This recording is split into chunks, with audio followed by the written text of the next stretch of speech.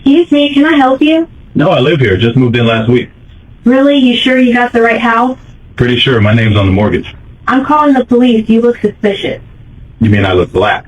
Maybe? Well, then you got police chief with you and you're in Paid first month, last month, and security deposit. $8,400 total. The lease was in his name. Management knew he was the police chief. His profession was right there on the application. Everything was official, documented, legal. That Tuesday was move-in day. Thompson had hired 2 guys with a truck for the furniture bed, couch, desk, dining table, but the personal items he was handling himself, boxes of clothes, kitchen stuff, books, his wife's photo albums he couldn't throw away, Maya's childhood drawings he'd saved. He wore faded jeans and an old Boston Marathon sweatshirt from 2012. His badge was clipped to his belt out of habit even off duty. He kept it on him. His service weapon was locked in his car's glove box. He'd been hauling boxes for 90 minutes, sweating despite the cool evening, tired but focused on getting settled before tomorrow's budget meeting with the mayor. Just a man moving into his apartment.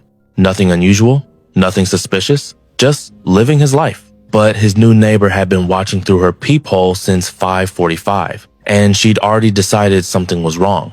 Do you think neighbors who racially profile residents should lose their leases? Drop your answer below. Jennifer Morrison lived in Unit 414, directly next to Thompson's new apartment. She'd lived there for 6 years, longer than almost anyone on the floor, and she developed strong opinions about who belonged in the Glendale Arms. She was 38, blonde hair she touched up every 6 weeks at a salon in Brookline, worked as a regional sales manager for a mid-sized pharmaceutical company. Good job, not great. Made $78,000 a year, drove a leased Honda Accord, took 1 vacation per year, solidly middle class, comfortable, but always aware she could slip. Jennifer had reported neighbors before. The college students in 410 who partied on weeknights, she'd called management 4 times until they were evicted. The Indian family in 408 whose cooking smells she complained about management told her that wasn't a valid complaint. The delivery guy she confronted in the hallway, demanding to know which apartment he was going to, turned out he lived in the building. Management tolerated her complaints,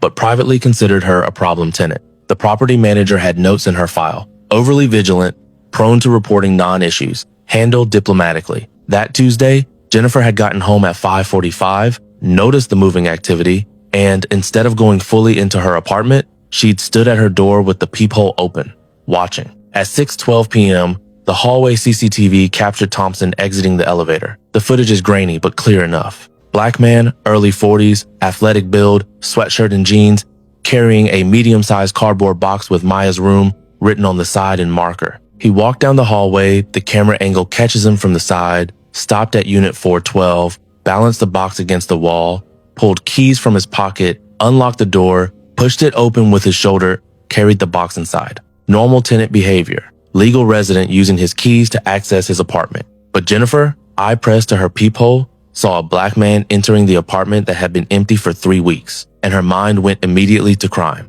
She watched for 23 minutes. The timestamp on the CCTV shows Thompson making 4 more trips. 6:16, 6:22, 6:31, 6:35. Each time, elevator, hallway, keys, door, inside. Each time carrying different boxes, once carrying a lamp, once carrying a duffel bag. Each trip captured on camera. Each trip completely normal. But Jennifer's mental narrative had already formed. Black man, repeated access to apartment. Must be robbing it. Maybe he's part of a moving crew, stealing furniture. Maybe he picked the lock and copied keys. Maybe management rented to him by mistake.